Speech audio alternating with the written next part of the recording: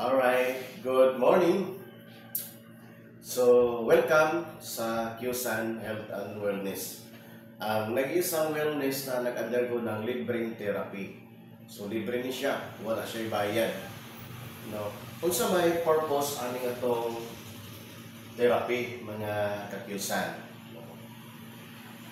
So, sa atong signage na nakita ninyo, doon tayo signage nga free 90 days. Ang nobinta ka adlaw, good for 3 months na siya, no? Nga naghatag ni og libreng therapy sa inyong tanan dinhi. So, katong gusto nga mo apil-ani nga gitawag og promotional demo sa atong QSAN company, so welcome mo.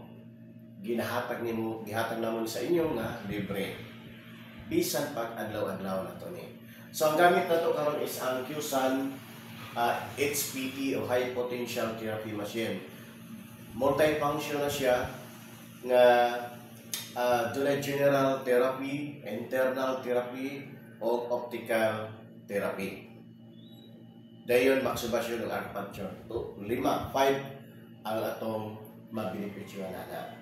So sa free 90 days na ito mga kigsunan, wala nagpasabot po na nga until 90 days na tadinhi. Or after 95 days, kung naman ang 90 days, kung muling ko tadinhi na ibayad, wala. Walay. Always yun na ito therapy nga libre para sa inyong tanan. So ang high potential therapy, no, invented ni siya ni the high potential treatment device was first established and invented in 1928 by Toshiyuki Hara. So siya, Dr. of Medicine siya ang nag-invento ni Ana. O in 1963, it was approved by the Ministry of Health, Labor and Welfare of Japan. Kung sa nunit ng mag-worried na nga, basin kung unsafe na siya. So, tested and proven na siya o gi-approve na ni. So, tagdahan ng mga kanang problema sa panglawas ang nangawalian ini doon sa high potential therapy. Dayon, unsa man ang atong pwedeng himuon dinhi karon? Nakabantay mo ani sa picture din niya na dunay nag-red nga nagtuyok sa iya. So, kanang inyong gilungkuran karon, surrounded na mo o electricity platform, no? Electricity platform. Kung sa may purpose ana, iyan i-activate ang atong kinetic bioelectricity. So, ang bioelectricity naana sa ato, pero sahay kung matigula, bilitigulang maidad-idaran ta o kahabsan ta kanuntang wala na ta exercise, lack of vitamins na ta, so malubat na siya. So karon sa paglingkod niya gi-activate ang atong bioelectricity. So active siya. Kung sa may trabaho ani bioelectricity, siya ang maintenance sa atong lawas, kumbaga utility. Speaking of utility, diya sa mga malls, no? Diba sila taga-hinlo, pangitao nito sa mga problema, mga kung-kaungaw niya. Sumunod yung trabaho sa itong bioelectricity. Nagpulubat siya, so wala siya function. So kung hindi mag-function ang itong bioelectricity, mag-penetrate na dahil ang mga sakit-sakit. Si BP mo taas na, mo sakit na mga kasukasuhan, abaga, o mo sticky ang dugo, mo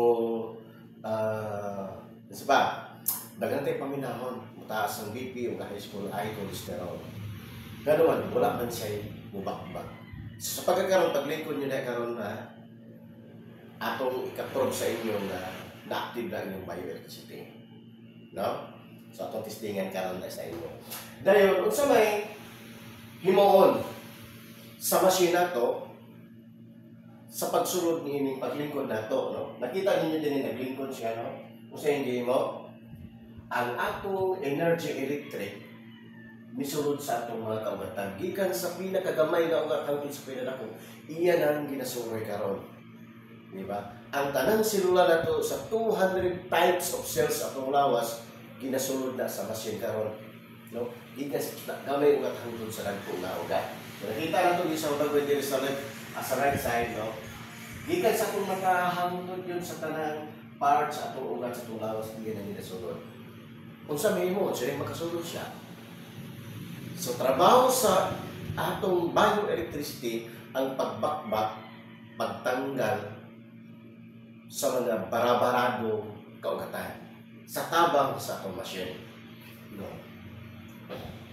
Sa tabang sa machine, ang atong mga kaugatan, bawa kini, no, sa different types of cells mo siya.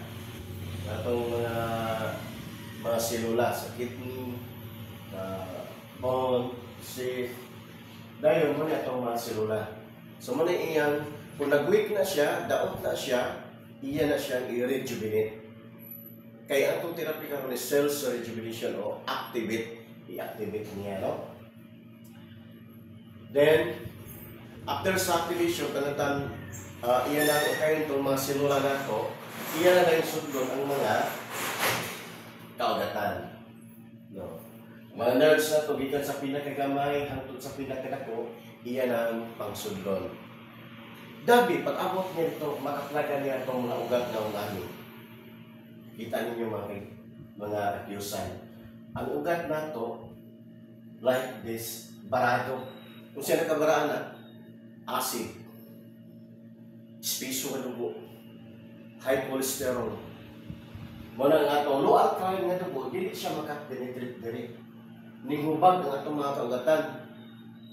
Muna'y hinungdan sa paghubag sa itong mga kasukasuan, arthritis. Nga naman, wala nakapenetrate, wala nakasulod ng atong ang atong mga blood vessels. So, kinahanglan bakbako ni siya. So, kinsa man ang bakbak ani, kana nga machine. Ang atong HPT o High Potential Therapy Machine. Doon na siya microvibration. So, akong ipakita sa inyo mga picturean ha. Yung mga accusant kung saan ang vibration. Dayon, halimbawa, ang kanang mga cholesterol, sa dahil magsikita ka mga taba-taba, mga tambo, o sa padihaa, mahimong magmula siya sa isikat kilid sa atong mga ugat sa tissue sa atong mga kaugatan. No? Dini, hantong nga magkadako, magsigit-bitag kaon, hantong nga gamay na lang musunod din niya mga blood vessels o makasuporta. Ang importante kinunta nga kinis na tanan makasakto ang daloy. Nga naman, ang blood na to is siya'y transporter. Siya'y taga-transport, taga-hatod o mga oxygen, taga-hatod o nitrogen, no? Hormone transporter, waste removal siya. Pero kung di siya kasulog dito kay PO o wala na, nabarang na. So, muna yung resulta. So, sa tabang sa itong machine karon, ilan yung bakbakol. So, kung nabakbak na siya, flowing na dahil ng atong dagan sa dugo. Malikaya na ang mga sakit-sakit. So, wala kanindot ang atong HPT. So, aron mabakbak dos, kumusta man katong ginabakbak? Halimbawa, kini siya. Ang atong dugo, ngani, hugaw kaayo, lapot kaayo. So, iyan yung bakbakon. Katong vibration na nadungog ninyo karon, iya itong bakbakon. Kunya kung bagan, maluag na siya, maluag na. Kung saan man na siya nga, mawas after siya, madali na siya. Mula din sa atong wellness, partner din siya ito ang atong alkaline water. Mula din niya mag-iksunan, mga kakyusan, drink alkaline water before, during, and after therapy. Imisan ninyo. Every 3 minutes, walang lingkod taliya, sa sige mo explain din, sige mo inom-inom po. Para nga, maanod ang katong mga waste na gibakba sa itong therapy karon. So, sir, ganong alkaline man, why not kung tubig lang? Kanong sa gripo, nga kung dalon, pwede magbudla siya. Pero, ulahi ang iyang pagsulod sa atong cells. Nga naman, pag inom din mo ana, masulod pa sa tinai, iya pang i-digest o pila ka oras. Ulahin na ang inyong pag-therapy. While ang alkaline water, sa pag-inom na ito, tungod sa kapino, pH level na siya, mo-absorb siya dito, musulod siya dito, sa atong mga cells. O gusulod siya dito sa kaugatan na bakbak. Iya nang iwas out. So, mataban siya. So, muna ay hinungdan nga nung alkaline na tubig nga ito gamit. Okay. So, kung everyday na ito magkiksunan, mga kakyusan nga, i-bakbak mo siya, so may mo yun siya nga i-clean. O, samtang mo clean na siya, ang katong mga dugo na ito nga barabarado, iyan ang i-wash out. Well, unsa man sa ang mga pwedeng mga sakit na makuha na ito aning paglingkod na ito niya.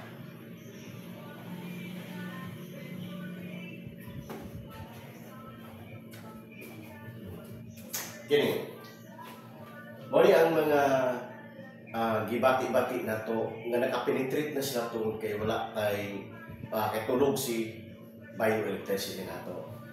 High blood pressure, stroke, diabetic, heart disease, kidney problems, arthritis, rheuma, gout, migraine, muscle pain, joint pain, asthma, insomnia, body pains, constipated. So, pagkilala ni ang pwedeng maulian nato diri. Nga naman, kay samtang naglingkod ta niya, ginatanggal na gid niya ang mga barabara sa atong mga kaugatan.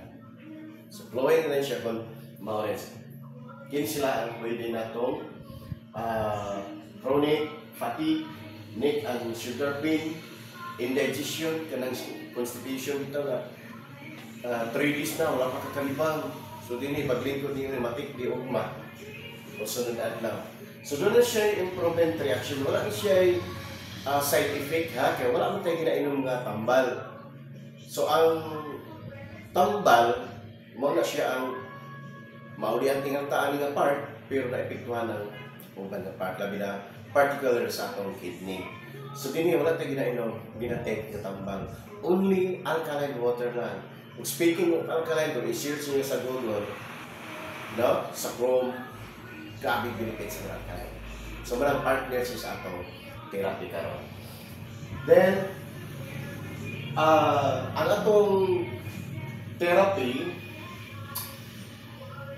yan, makatabang din siya, the benefits from high potential treatment. Kung taba-taba ta, bugat at timbang, i-lose weight na niya. Nga naman, siyempre si mga cholesterol, lalusaw na, nag-aanod na, no? Then, improve sleep. Isa may hindi makatulog sa ato din niya kung humanakuna sa mga utang mo na meron. Di ba? So, usahay, makabatatag alas 2 kadlaw, di na takabalik tulog. Pero din try lang din niyo mga kakyusan. No, within 4 to 10 days, makita ninyo ang kalami sa inyong tulog. So, everyday lang kita, din niya, no? Improve bone ang joint pain. So, kung doon natin yung mga sakit-sakit sa kasuksuhan, maulian na siya, relieve headache, healthy growth, and full of energy. Nga naman kayong tag-full of energy? Kay, sa paglingkod natin din niya, sa 30 minutes, equivalent na siya sa 2 to 3 hours na pagpamassage po nato sa physical therapy. Equivalent na siya sa 2 to 3 hours na pag-jogging sa lasang kakahuyan. Nga naman, kaysa kakahuyan, yaran ito makuha ang mga negative ions. So, ang negative ions sa mga kakahuyan na pero tiniya, ipasudan ang negative ions sa itong machine. No? So, full of energy. Then, healthy growth. Nakita ninyo ng mga bata ang i-post din So, din sa itong therapy, pwede ang 3 years old pa yun sa may edad. Idaran. Nga naman, kung bata, wala pang isa yung sakit, sir. O chronic sila na atong strong ang ilang immune system. I-fluid ang atong metabolism. Kaya doon na may bata na diniinom tubig. Pero ang alkaline na ito, samtang pag-inom na ito, matabangan sila nga, ma-fluid ang ilang mga selula. So, para po sa mga hamtong na mga idaran, kung weak ang inyong selula, i-active niya. So that masin kung sa tabang po sa alkaline na tubig. Diniya, sir, ma'am, ang atong therapy is no pain, no side effect. But, doon na siya yung improvement reaction. Doon na improvement reaction. Halimbawa, ang improvement reaction, kung baga sa akong lawas, first time ta naka-undergo og high potential therapy, currently. So medyo mabaguhan. So, dunay mga panibagong